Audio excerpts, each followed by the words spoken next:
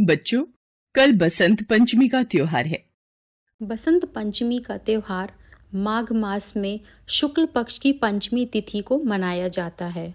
इस दिन विद्या की देवी माँ सरस्वती की पूजा की जाती है और इसी दिन से बसंत ऋतु का आगमन होता है। कहा जाता है इसी दिन माँ सरस्वती की उत्पत्ति भी हुई थी।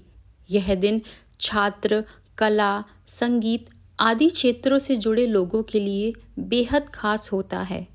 बसंत पंचमी का दिन विद्या आरंभ के लिए बेहद शुभ माना जाता है। इस दिन पीले रंग का भी विशेष महत्व होता है। संगीत की देवी माँ सरस्वती की पूजा करने से अज्ञानी में भी ज्ञान का दीप जल उठता है। बसंत पंचमी के दिन लोग पीले रंग के वस्त्र धारण करते हैं, पीले रंग के व्यंजन बनाते हैं, पीले रंग के चावल या बेसन से बनी हुई कोई भी चीज बनाते हैं। अच्छा, आप सब बच्चे ध्यान दें। कल स्कूल लंच में पीला भोजन लाना अनिवार्य है। प्रिंसिपल मैम ने कहा है पीले चावल या बेसन से बनी कोई भी चीज आप ला सकते हैं। और बसंत पंचमी से जुड़ी कथा भी सब बच्चे घर से याद करके आएंगे। मैं सब बच्चों से प्रश्न पूछूंगी। ऋचा 5वीं कक्षा की छात्रा थी। उसके मन में यह प्रश्न आया कि बसंत पंचमी क्यों मनाते हैं।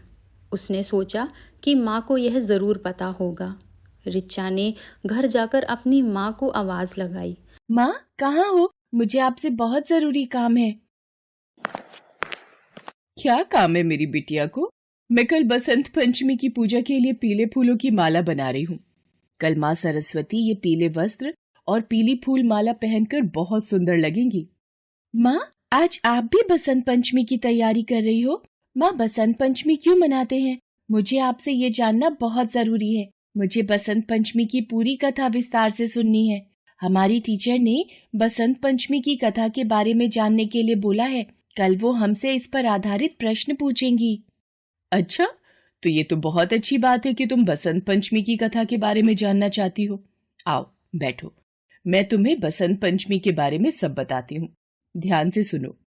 कल बसंत पंचमी का पर्व है। कल से बसंत ऋतु का आगमन होगा। बसंत को ऋतुराज भी कहा जाता है। बसंत ऋतु के दौरान फूलों पर बहार आ जाती है। खेतों में सरसों सोने की तरह चमकने लगती है। जौ और गेहूं की बालियां खिल उठती हैं और इधर उधर रंग बिरंगी तितलियां उड़ती दिखने लगती हैं। इस पर्व को ऋषि पंचमी के नाम से भी जाना जाता है। पौराणिक कथा के अनुसार एक बार ब्रह्मा जी संसार के भ्रमण पर निकले हुए थे। इस दौरान उन्होंने जब संपूर्ण ब्रह्मांड का विचरण किया तो उन्हें सब कुछ मूक नजर आया। इसका मतलब है कि उस समय हर तरफ खामोशी छाई हुई थी।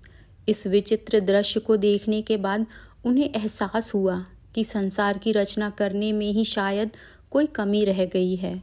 इसके बाद ब्रह्मा जी एक स्थान पर रुके और अपने कमंडल से थोड़ा जल निकालकर उस जगह पर छिड़क दिया। ऐसा करते ही वहां पर एक देवी प्रकट हुई। यह स्वरूप एक चतुर्भुजी सुंदर स्त्री का था, जिनके एक हाथ में वीणा तथा दूसरे हाथ में वर मुद्रा थे। अन्य दोनों हाथों में पुस्तक एवं माला थी।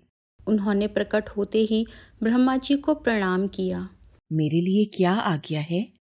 देवी, आपको सृष्टि में वाणी उत्पन्न करनी होगी। अपनी वीणा के तार झंकृत करने होंगे, जिससे सभी प्राणी बोलने लगें, नदियां कल कल कर बहने लगें। हवा में सन्नाटे को चीरता हुआ संगीत पैदा करना होगा। आपको चारों दिशाओं में ध्वनि उत्पन्न करनी होगी, ताकि ये सृष्टि और यहां की प्रत्येक वस्तु, जीव जंतु सब बोलने लगें। ये पृथ्वी मौन न रहे। जो आज्ञा ब्रह्मदेव। देखते ही देखते ब्रह्मा जी की आज्ञा से देवी सरस्वती ने पृथ्वी पर वाणी उत्पन्न की, संगीत उत्पन्न किया। चारों दिशाओं में प्रत्येक मनुष्य तथा जीव जंतु सब में वाणी का संचार हो गया। और देखते ही देखते मां सरस्वती की कृपा दृष्टि से धरती चहकने और खिलखिलाने लगी। देवी सरस्वती ने जब अपनी वीणा के तारों को छेड़ा तो पूरी धरती संगीतमय हो गई। तभी से बुद्धि व संगीत की देवी के रूप में मां सरस्वती की पूजा की जाने लगी।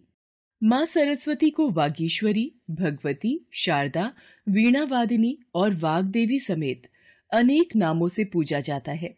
ये विद्या और बुद्धि प्रदान करने वाली देवी हैं। संगीत की उत्पत्ति करने के कारण ये संगीत की देवी भी हैं।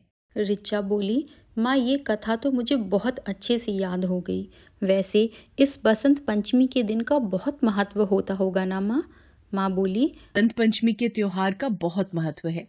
इस दिन छात्र माँ सरस्वती की पूजा कर उनसे और अधिक ज्ञानवान बनाने की प्रार्थना करते हैं। बसंत पंचमी के दिन विद्यालयों में भी देवी सरस्वती की आराधना व पूजन तथा हवन का आयोजन होता है। जगह जगह मंदिरों और धार्मिक स्थलों पर मीठे चावल के भंडारे बांटे जाते हैं। बसंत पंचमी पर पीले वस्त्र पहनने, हल्दी से सरस्वती की पूजा और हल्दी का ही तिलक लगाने का भी विधान है। इसलिए बसंत पंचमी ऋतुओं का भी त्योहार है।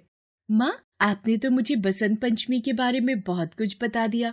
मैं भी कल माँ सरस्वती की पूजा करूंगी और उनसे आशीर्वाद लूंगी ताकि मैं भी जीवन में बहुत तरक्की कर सकूं।